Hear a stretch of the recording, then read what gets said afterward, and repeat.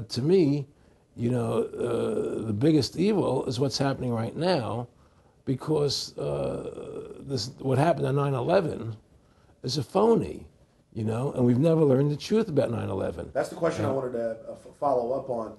He tells you 11 months before there's going to be an event, all this is going to happen.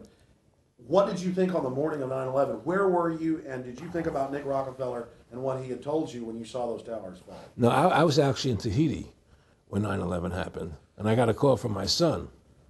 And my son said, the Twin Towers, they were just attacked, and they were falling down or something. So what are you talking? I was in Tahiti, I was asleep.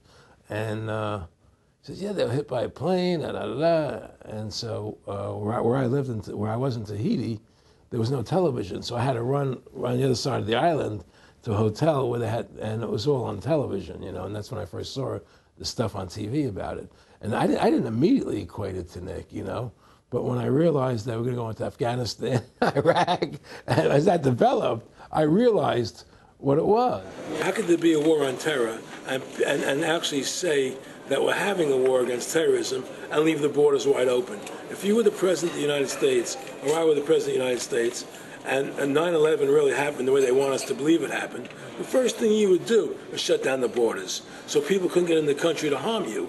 But they left the borders wide open because the bankers want the borders open because they want a one-world government. They want a North American Union. They don't want borders here.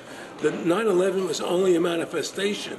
It was done to create a fear in the American public, right? So that we will obey what they want us to do. And take Richard Reed, the shoe bomber. Here's a guy who was 6'6", ugly as could be. I heard he smelled. Okay, he sits in coach on a plane, lighting matches to put his shoe on fire, surrounded by people. It's idiotic. If you were going to blow up a plane, you go into the bathroom, you close the door, and you put your shoe on fire. You're not going to sit there surrounded by people lighting matches on a no-smoking flight. They want you to believe this nonsense. It's ridiculous. 7/7's come out now, and the majority of the British people think it's an inside job, and all the evidence points towards it being an inside job. Yeah, I mean, what happened in London? Yes. All this is nonsense. It's just keep people in fear. It's this endless war on terrorism that doesn't really exist, so people will submit to whatever the government wants them to submit to. Searches, check your shoes, have ID cards, put chips in you, where you become servants to the elite. That's what this is all about, Restore America's republic to what it's supposed to be, get the bankers out of our government, get the bankers out of our government. Government should stop borrowing money from the banks. Government should make its own money, restore the republic, individual freedoms. That's what this country's about. And until we do that, we're gonna be slaves. I mean, to me, I see people like Bill O'Reilly on television, right? And I see how much they control the media. Like there's this girl on Bill O'Reilly the other night from an organization saying the world can't wait. And this girl was spot on. Everything she was saying was the truth. And all Bill O'Reilly could do was call her a lunatic. He couldn't challenge the facts. They just call people names. They can't, and until we just find that, look, this world, we're heading into a world of danger, possible nuclear wars, because the banking industry is trying to take over the world. 9/11 is the beginning of the war on terror. That war on terror is leading us into Iraq, which is the next lie. So you had the lie of 9/11, how that happened. Nobody knows how Building 7 came down. Okay, we know 9/11 was a fraud. The American people don't know it, but more and more of them are believing it. Okay, so that was the first lie. Besides the inception, I'm not going back to the inception of the Federal Reserve, that original lie, but 9/11 was the first lie in this present state we're in. 9/11 is the kickoff of the war against the American people and the people of the world. 9/11 was a phony. It's a fraud. It didn't happen the way they told us it happened.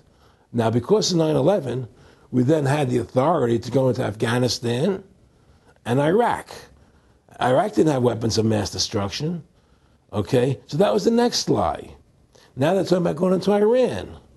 Now, how would you feel if you were Iran and you had this big, powerful country, America, go into your next door neighbor, take over, take over their oil fields, right? Wouldn't you be worried that what they were going to do to you? Of course you're going to be worried.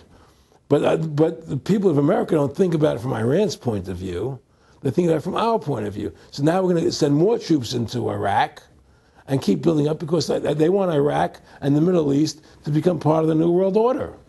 And Iraq was using, Saddam wanted to start using euros instead of dollars, right? He was messing up their whole consumption. Iran wants to start using euros instead of dollars. They have. Okay? So I'm saying what they're trying to do is preserve their power. And one lie leads to the next lie, leads to the next lie. And until you get to the root cause of 9/11, which is supposedly the war on terror, we'll never solve our problems here. Should we send more troops into Iraq? Should we not send more troops into Iraq? Well, the truth is, the fact is, that it all goes back to this war on terror. Where did 9/11 come from? That's the root cause of everything. And until we have a full investigation, find out why Building 7 fell down, why they shipped all the steel out of America so quickly, from the buildings, why all the things that don't make any sense about 9/11, until we find out why it really happened, we'll never understand why there's a war on terror. And we'll never be able to prove that the war on terror